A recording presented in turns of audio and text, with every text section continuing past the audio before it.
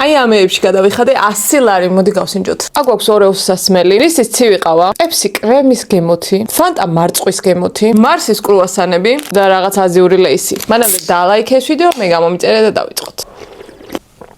ვაუ, ძალიან გემრიელია. ძალიან გემრიელია. Approved. რისის ცივ ყავაზე გადავიდეთ. ამასაც ძალიან ძლიერი შოკოლადის სუნი აქვს. ეს ნაკლებად რძიანია, ბევრად უფრო წყალწყალა. რისის და ორეოს ცივ ყავებს შორის გაიმარჯვა ორეო. კრემის სუნი აქვს.